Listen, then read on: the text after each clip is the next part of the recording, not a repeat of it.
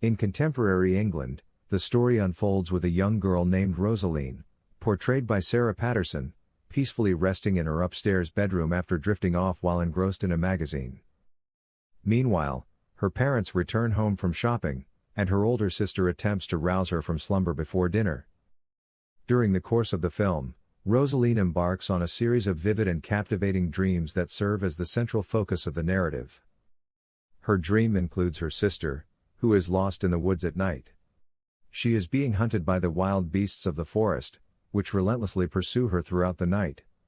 She becomes overcome with fear as the wolves surround her, once she has finally been cornered. Unaware that the greatest threat has been looming behind her the entire time.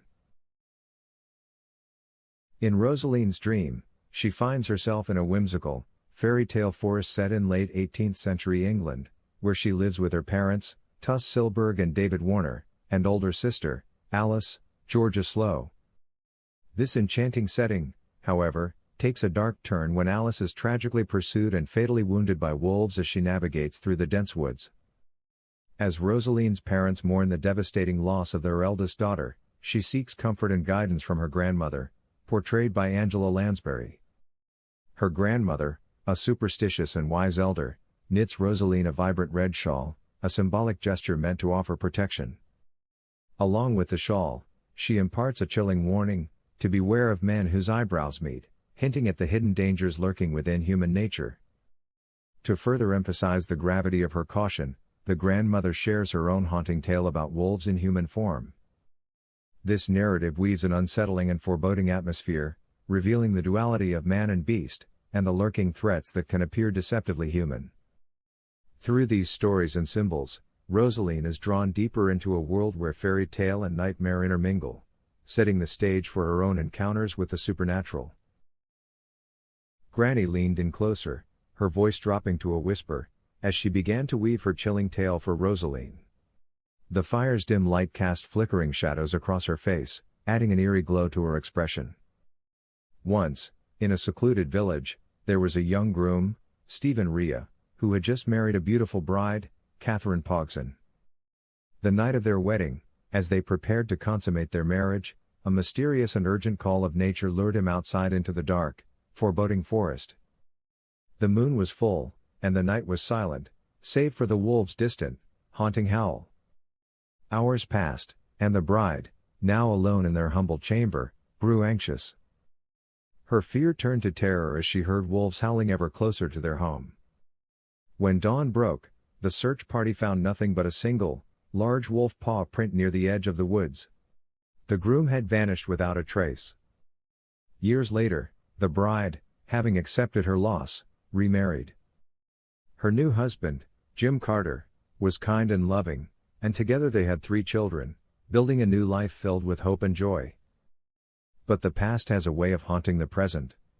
One fateful night, the long-lost groom returned, his eyes filled with fury and sorrow. The sight of his beloved bride with another man and their children ignited a savage rage within him. In a horrifying transformation, the groom began to peel off his human skin, revealing his true form, a monstrous werewolf. His flesh tore away, shedding humanity to expose the beast beneath. The bride's new husband arrived home to find his family under threat from this feral nightmare. Summoning his courage, he fought the werewolf in a brutal and desperate struggle. The clash was fierce, but in the end, the new husband managed to slay the beast, putting an end to the horror that had loomed over their lives. The tale was a stark reminder of the thin line between man and beast, and the lurking dangers hidden beneath familiar faces. Granny's words hung heavy in the air, a somber warning to Rosaline about the true nature of the world she was growing up in, and the wolves, both human and otherwise, that prowled its shadows. The next morning, Rosaline returns to her village and encounters an amorous teenage boy, Shane Johnston, who is smitten with her. Eager to spend time with her, he asks Rosaline to take a walk through the forest after church on Sunday. Despite her grandmother's warnings and her own reservations, Rosaline agrees after he promises they will not stray from the path.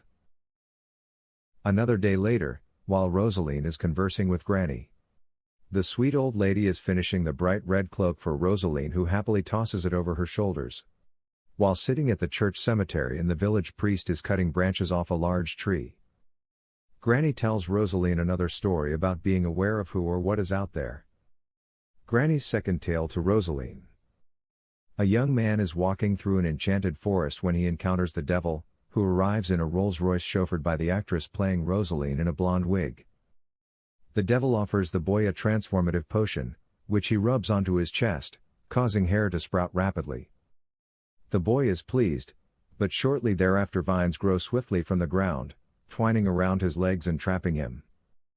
He wails in protest and fear, his face distorting with his cries. His anguished visage appears in Rosaline's bedroom mirror at the end of that dream sequence. Back home, she sits at a windowsill, watching a spider spin its web. Her father returns home and begins to lightheartedly tease her about her future date with the amorous boy. Later, at the church, as the priest continues with his sermon, the villagers all seem to watch Rosaline. She has even more spiders fall onto her lap and dust them away. Rosaline and the boy take a walk through the forest. The amorous boy begins to make advances on Rosaline, and she seems somewhat reserved but also curious. When the boy tries to kiss her, she runs away. He tries to chase her but is unsuccessful as she has strayed from the path. He continues to look for her to no avail, but the boy discovers that the village's cattle have come under attack from a wolf. Rosaline looks out into the forest as she sits in the branches of the large tree to oversee the vast valley area that surrounds the small village where she lives. In the village, Rosaline's father and the other villagers set out to hunt the wolf. While they are away, Rosaline tells her own tale about wolves to her mother. Rosaline sat next to her mother and began horror genre. Please like, share and subscribe. Thank you.